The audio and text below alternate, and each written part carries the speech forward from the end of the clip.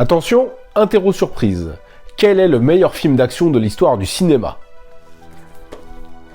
Bonne réponse. Très bonne réponse. Pourquoi j'ai 2 fois la VHS? Parce que c'est un chef-d'œuvre. À toute épreuve de John Woo, sorti en 1992, a révolutionné le cinéma d'action. Souvent copié, mais jamais égalé, c'est une référence. C'est le plus grand film d'action de toute l'histoire du cinéma. Mais est-ce que vous saviez qu'il existait une suite à toute épreuve? Je ne parle pas du jeu vidéo Stranglehold, mais bien d'un film, À toute épreuve 2, The Last Blood. Bon, c'est pas vraiment une suite, calmez-vous.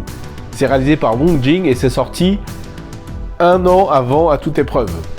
Le film date de 1991 et on retrouve au casting Andy Lau, Alan Tam, Eric Tsang et même Nat Chan. Vous vous rendez compte? Ça nous raconte l'histoire d'un espèce de Dalai Lama, je crois qu'il s'appelle le Dakar Lama dans le film, qui est blessé lors d'une attaque terroriste, qui va se retrouver entre la vie et la mort, et il possède un type de sang extrêmement rare que seul un petit truand campé par Eric Tsang possède. C'est le scénario prétexte à une avalanche d'actions, de courses-poursuites mêlées à de la comédie.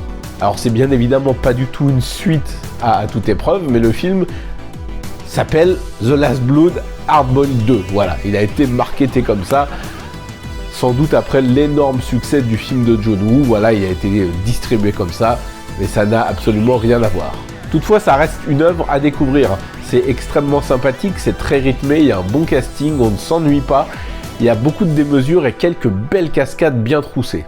Si vous aimez le cinéma asiatique, je vous invite à me suivre sur YouTube, Jonathan Asia, parce que je vous parle de beaucoup de petites pépites comme ça, de petites curiosités du cinéma asiatique, hongkongais, japonais, thaïlandais, chinois, entre autres.